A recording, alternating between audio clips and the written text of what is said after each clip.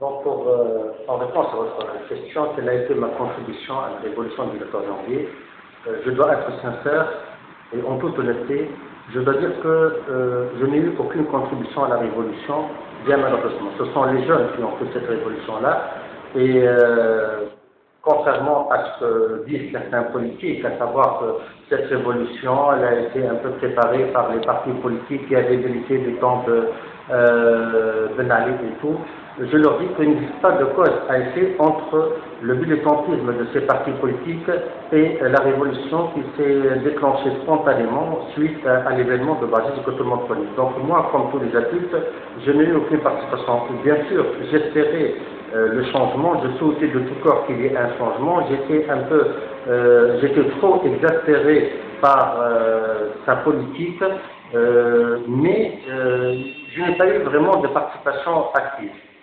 Oui, effectivement, enfin comme tout Tunisien, j'ai été victime de la politique de Ben Ali.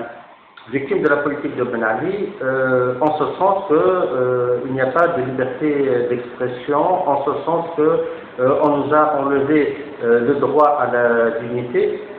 Et victime, bon, j'exprimais librement une position, j'étais dans le MDS du temps où le MDS était dirigé par Ahmed Messiri, et non pas du temps où le MDS est devenu acquis au pouvoir avec Ismaël Boulahia. Donc j'ai milité dans le rang du MDS, je m'exprimais librement, même après avoir quitté le MDS en 1987, je m'exprimais librement à telle enseigne que certains miliciens du parti, les mouchards, les délateurs, les khawed, comme on dit en arabe, ont fait leur rapport, ce qui m'a coûté la confiscation de mon passeport. Il a fallu, bien sûr, l'intervention d'un certain entraîneur de football que je me permets de nommer Sissani Chamel, qui entraînait entre autres un Rassouli, un gardien qui s'appelait Rassouli, dont le père était colonel. Donc il a fallu son intervention pour que je puisse récupérer mon passeport et faire mon premier voyage. Donc comme tous les Tunisiens, je ne prétends pas que j'ai fait des choses extraordinaires, mais je ne prétends pas que j'ai milité, mais je me suis un peu exprimé et je me suis un peu engagé avec certains. Ce que je dois affirmer est que je n'ai jamais appartenu au RCD. Et quiconque voudrait dire le contraire, il n'a qu'à le prouver. Je n'ai pas de carte RCD. Bien sûr, on peut falsifier les données, on peut prétendre le contraire. Mais en réalité, jamais je n'ai appartenu au RCD. Au contraire, j'ai eu peur des gens du RCD, que j'appréhendais, que ce soit chez moi, là où j'habite, ou bien dans le travail. J'étais toujours la cible de ces RCDistes qui me veulent d'une manière ou d'une autre du mal. Pour revenir donc à la révolution du 14 janvier, c'est vraiment un événement qui nous a pris de coup, nous autres adultes. Nous n'avons pas participé, bien sûr, à cette révolution-là, mais nous l'avons soutenue. Nous l'avons soutenue, et aujourd'hui, notre rôle en tant qu'adultes est de la soutenir encore plus, en encadrant les jeunes, en leur donnant des réponses à des questions qui se posent, en les aidant de comprendre un peu ce qui se passe sur la scène, et surtout en contribuant activement à la scène politique. Et j'invite tous les adultes comme moi à assumer leurs responsabilités. J'invite tous les adultes comme moi à aider les jeunes justement à construire l'avenir de la Tunisie. Une Tunisie qui doit être démocratique.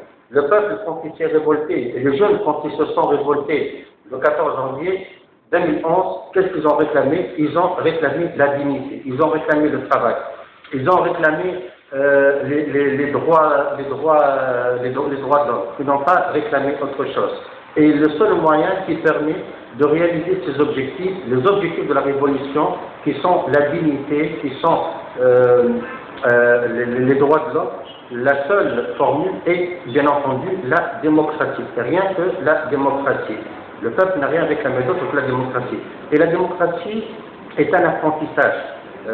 Théoriquement, tout le monde la connaît, mais dans la pratique, on n'a pas encore le réflexe de l'échange, le réflexe de la critique, le réflexe des des relations contradictoires, ce qui fait nous avons toujours peut-être des petits problèmes de communication.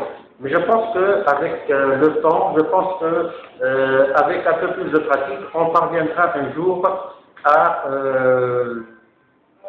vivre dans un climat, dans une ambiance pluraliste.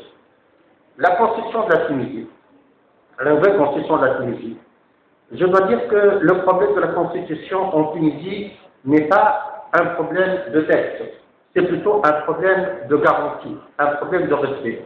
Et comme je l'ai dit dans l'un de mes articles parus sur Atalik Jadid, du mouvement Fatah-Jadid, des partis Fatah-Jadid, la Tunisie a toujours besoin d'une constitution qui protège la République, et non d'une constitution bien écrite.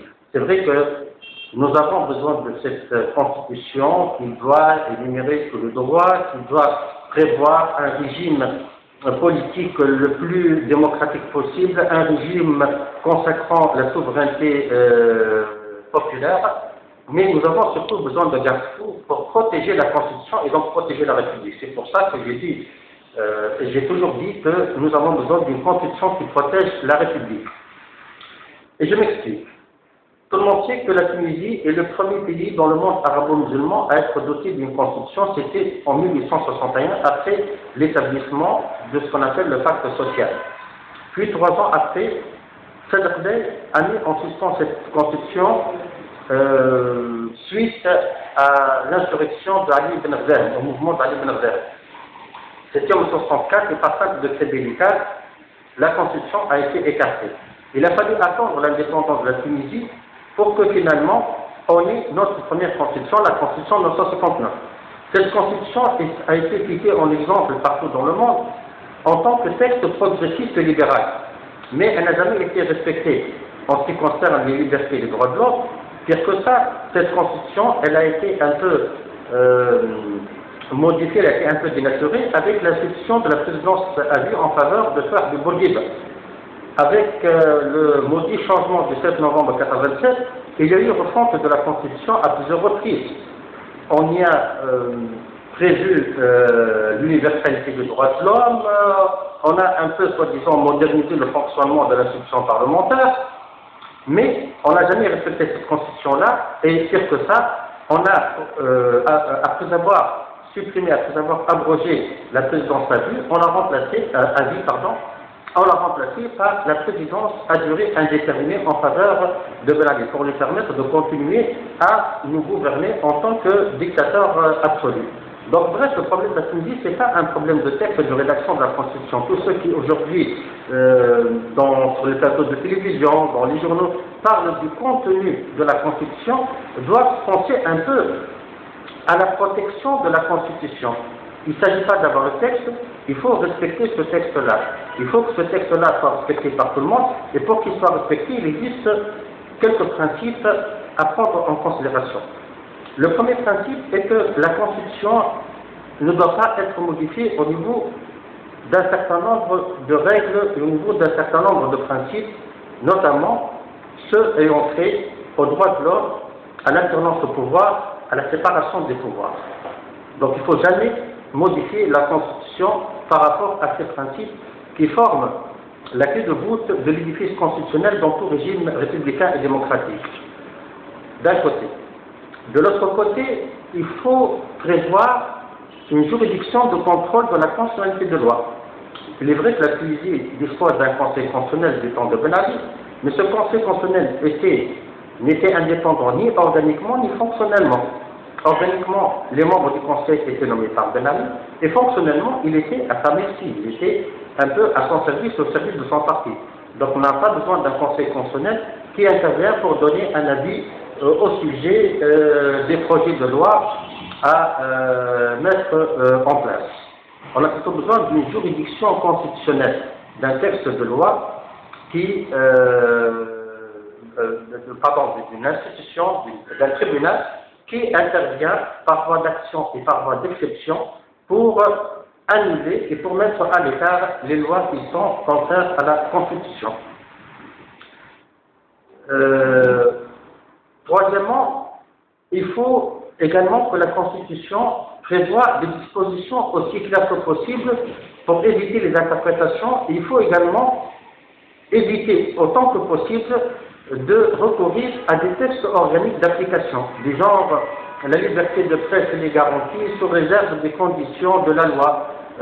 Tel droit est protégé sous réserve de ne pas enfreindre. Donc il faut éviter ces réserves-là dans la Constitution et éviter justement de faire renvoi à des textes d'application, ce qui donnerait libre cours à l'autorité politique, ce qui donnerait libre cours au pouvoir exécutif de faire passer n'importe quel projet de loi qui tenterait à restreindre davantage les libertés. Donc voici grosso modo ce que je pense de la Constitution de demain. Pour récapituler, je dois dire que je n'ai aucune participation, aucune contribution à la Révolution, bien que j'étais parmi la très grande majorité des Tunisiens qui souhaitent le changement dans le sens, le véritable changement dans le sens de la démocratisation de la vie politique, mais je n'ai pas été dans le RCD, je n'ai pas été avec le gouvernement. J'étais même victime justement de la délation des miliciens du RCD et pour conclure également, je dois dire que le peuple a réclamé la démocratie et il faut lui donner cette démocratie, il faut lui garantir ses libertés et ses droits de l'homme. Voilà ce que je peux dire en trois mots en réponse aux différentes questions que vous venez de nous poser. Dernière question, oui. Ok. L'islam n'est pas contre la démocratie. L'islam contient un certain nombre de versets qui prévoient que chacun est libre de ses idées et de ses convictions. La liberté du culte est consacrée même dans l'islam. Et dans la pratique de l'islam, le prophète sallallahu alayhi wa sallam n'était pas en conflit avec ceux qui n'étaient pas musulmans, mais il était en conflit avec ceux qui représentaient un danger pour la société. Et donc, tous ceux qui aujourd'hui réclament l'application de l'islam sous un angle fanatique, sous un angle moyenâgeux, si vous permettez le terme, ces gens-là sont contre l'islam, ne peuvent pas être musulmans. Le débat sur la laïcité, c'est un faux débat. Tous les Tunisiens sont attachés à leur authenticité arabo-musulmane. Mais tous les Tunisiens sont également aspirent à l'ouverture et aspirent à la modernisation, dans certaines limites et sous certaines conditions qui vont de soi. L'essentiel est que les Tunisiens, dans leur majorité, refusent de faire de la Tunisie un fief de la mouvance Qa'da et un fief de l'islam politique. L'islam politique très dangereux, bien sûr, pour le développement de la société. Et c'est la raison pour laquelle je dois dire que l'islam doit être au-dessus de la politique et non le contraire. Voilà, je vous remercie, j'espère que j'ai répondu à cette bonne question.